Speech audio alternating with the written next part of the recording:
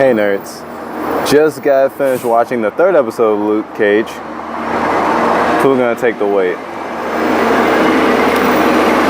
Which, if you look at all the titles of the episodes for Luke Cage, it's gonna seem more diverse than titles for other comic book shows. At least I can think of off the top of my head, because shows like Arrow, for example, have like a lot of one-word titles, or like a very particular phrase that references something from like DC canon, for example.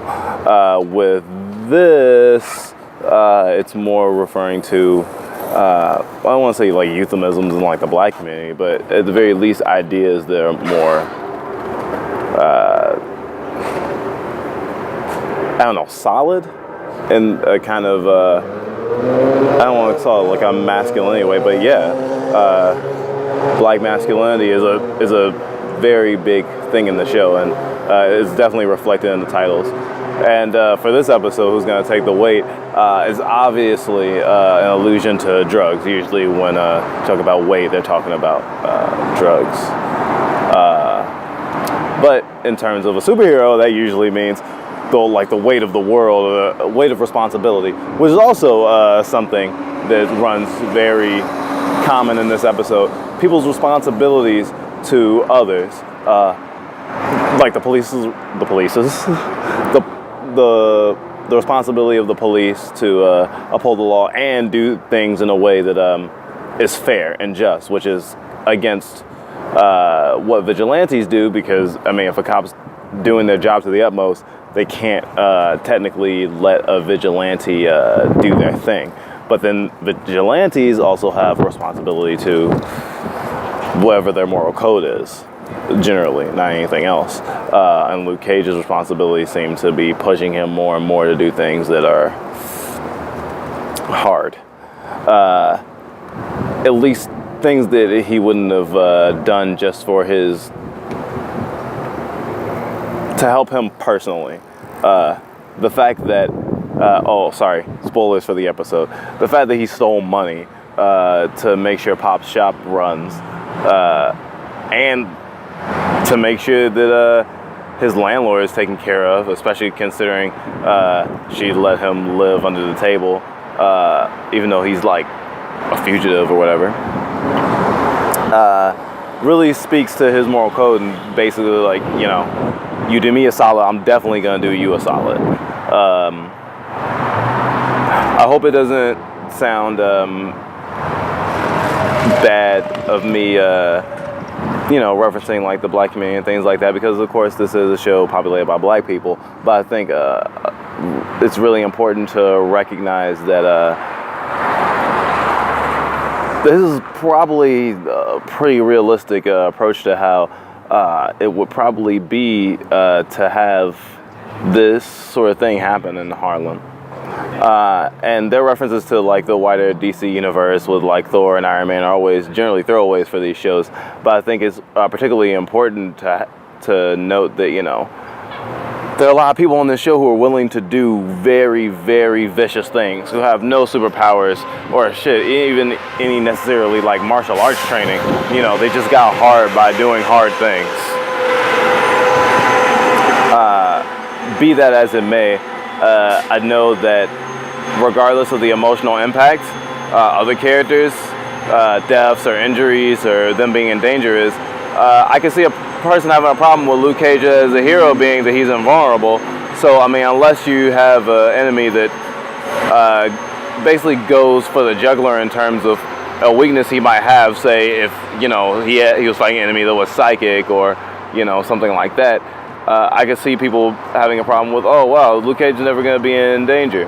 Which is probably why they waited till the third episode to have such a over-the-top fight scene. Probably trying to match the level of intensity of, I believe it was actually episode 2 of Daredevil that like really impressed everyone, the hallway fight scene at the end. I think Netflix is pretty much going to try to do something like that for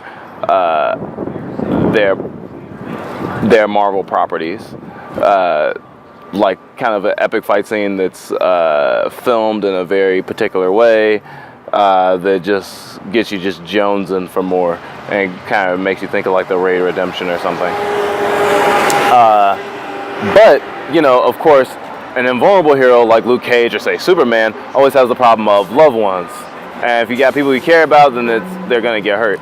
And for someone who is invulnerable, I think that the struggle is much more detrimental to their emotions, given that, you know, someone could blow up a room you're in and everyone else can die, but just not you. I mean, survivor's guilt is a huge thing. And I'm sure it's going to play into the next episode, given that someone just, I'm sure, died. If they didn't die, they're really injured.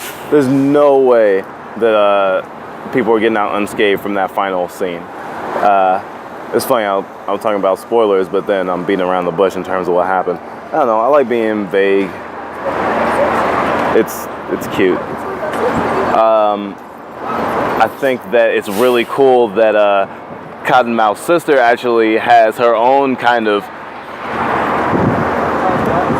nickname that alludes to what she or who she really is, that she doesn't like other people to say. It's almost like Cottonmouth and her are kind of the same kind of character, but they decided to channel their energies in two different ways.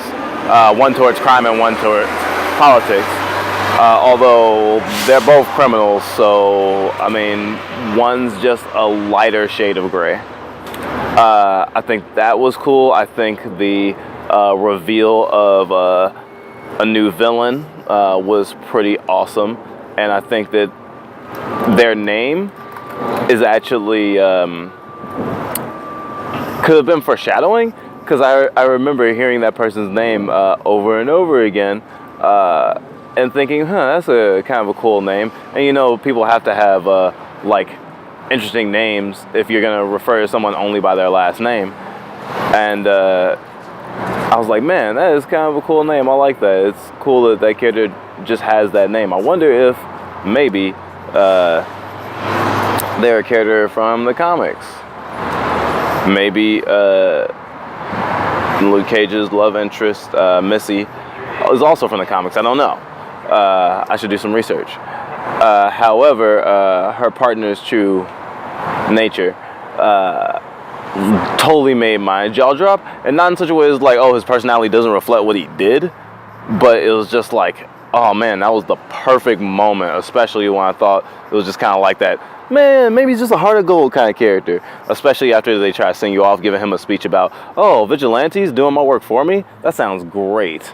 Because obviously that's the way we want the cops to act, you know, because the cops can't do everything, as they obviously illustrate by him saying, hey, I was there in the incident. We can't do everything. Sometimes you need a superhero.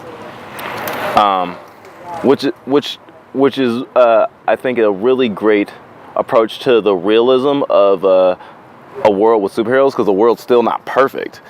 In a way, it's also worse because, you know, if superheroes exist, supervillains exist, so then there are lots of ways that massive amounts of destruction and death can occur, not just our conventional ways we already have.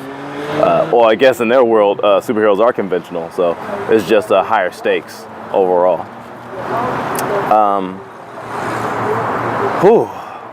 I think I got through a lot. I'm just going to do one episode at a time now. I just did the 2 episodes review at a time because I watched 2 episodes in a row. But I'm going to try to break things up from now on, considering episodes are so long and there's so much to talk about. That being said,